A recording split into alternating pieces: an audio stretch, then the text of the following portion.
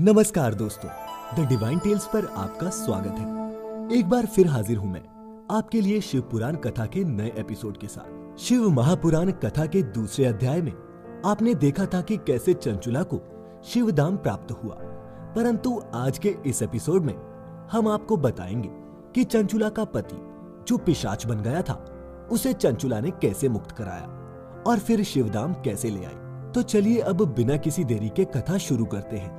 कथा के अनुसार शिवधाम को प्राप्त करने के कुछ समय बाद परमानंद में मग्न एक दिन चंचुला माता पार्वती के पास गई और उन्हें प्रणाम करते हुए बोली, हे स्कंद माता, मनुष्यों ने सदा आपकी स्तुति की है और आप समस्त सुख देने वाली हैं। आप ही ब्रह्म स्वरूपिणी हैं।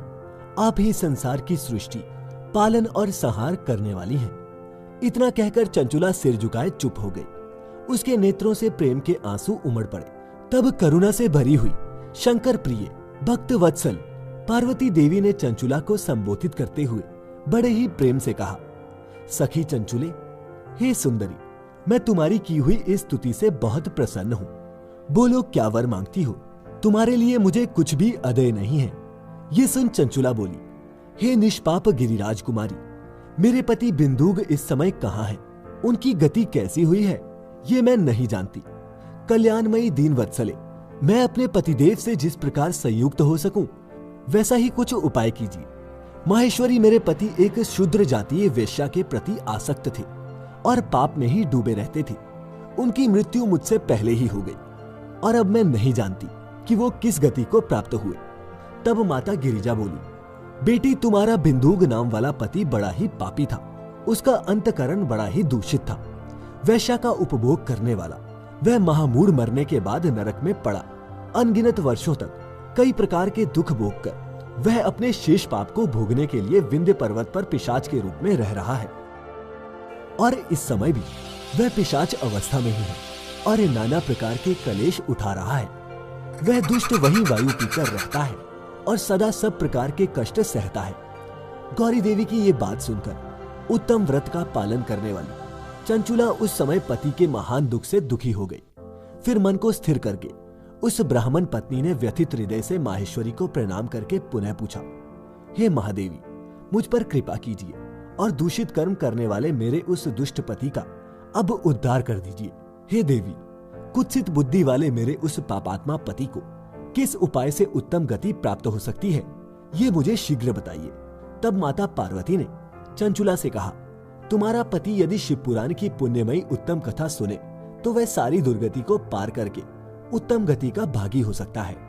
अमृत के समान मधुर अक्षरों से युक्त गौरी देवी का ये वचन सुनकर चंचुला ने अपने हाथ जोड़कर मस्तक झुकाकर उन्हें बारंबार प्रणाम किया और अपने पति के समस्त पापों की शुद्धि तथा उत्तम गति प्राप्ति के लिए पार्वती देवी से ये प्रार्थना की कि मेरे पति को शिव पुराण सुनाने की व्यवस्था होनी चाहिए। उस ब्राह्मण पत्नी के बारंबार प्रार्थना करने पर शिव प्रिय गौरी देवी को बड़ी दया आ गई। फिर गिरिराज कुमारी ने भगवान शिव की उत्तम कीर्ति का गान करने वाले गंधर्वराज तुम्बुरु को बुलाकर उनसे कहा, तुम्बुरो, तुम्हारी भगवान शिव में प्रीति है।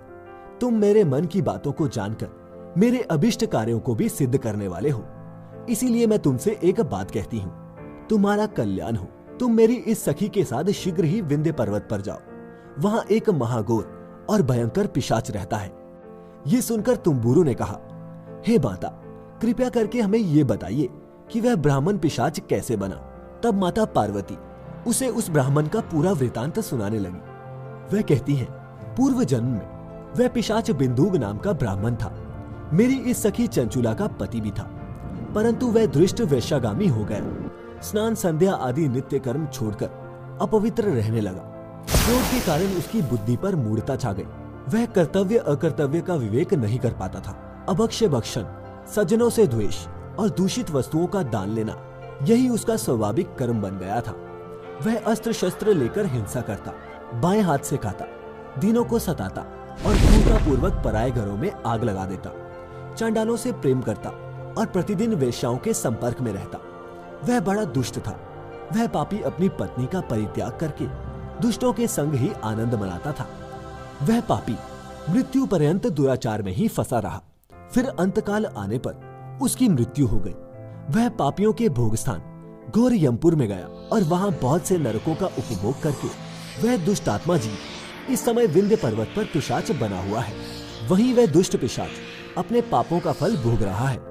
तुम उसके आगे यत्न पूर्वक शिव पुराण की इस दिव्य कथा का प्रवचन करो, जो परम पुण्यमयी तथा समस्त पापों का नाश करने वाली है।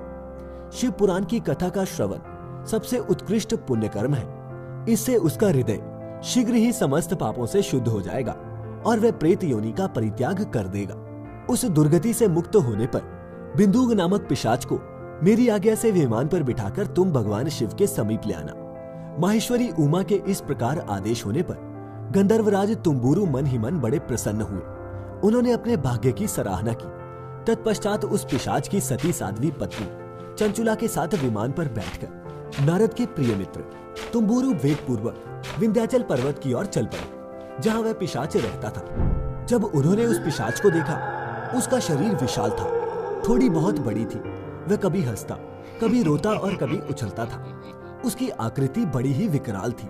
भगवान शिव की उत्तम कीर्ति का गान करने वाला महाबली तुम्बुरु ने उस अत्यंत भयंकर पिशाच को पाशों की मदद से बांध लिया।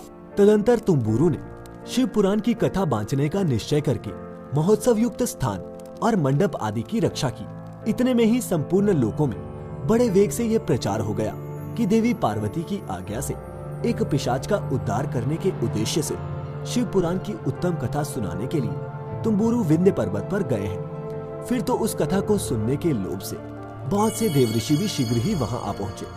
फिर तुम्बुरु ने उस पिशाच को पाशों से बांधकर आसन पर बिठाया और हाथ में वीणा लेकर गौरीपति की कथा का गान आरंभ किया। पहली अर्थात विद्वेश्वर संहिता से लेकर 7वीं वायु संहिता तक महात्म्य सहित शिव पुराण की कथा का उन्होंने स्पष्ट वर्णन किया। सातों संहिताओं सहित शिव पुराण का आदर पूर्वक श्रवण करके वे सभी श्रोता कृतार्थ हो गए। उस पुण्यमय शिव पुराण को सुनकर उस पिशाच ने अपने सारे पापों को धोकर पैशाचिक शरीर को त्याग लिया, जिसके बाद तुरंत ही उसका रूप दिव्य हो गया। अंग कांति गौरवर्ण हो गई और शरीर पर श्वेत वस्त्र तथा सब प्रकार के पुरुषोचित आभूषण उसके अंगों को उद्वासित करने लगे। वह त्रिनेत्रधारी चंद्रशेखर का रूप हो गया और इस प्रकार दिव्य देहधारी होकर श्रीमान बिंदु अपनी पत्नी चंचुला के साथ स्वयं भी पार्वती वल्लभ भगवान शिव का गुणगान करने लगा। उसकी स्त्री को इस प्रकार दिव्य रूप से सुशोभित देख वे सभी देवर्षि बड़े विस्मित हुए। उनका चित्त परमानंद से परिपूर्ण हो गया।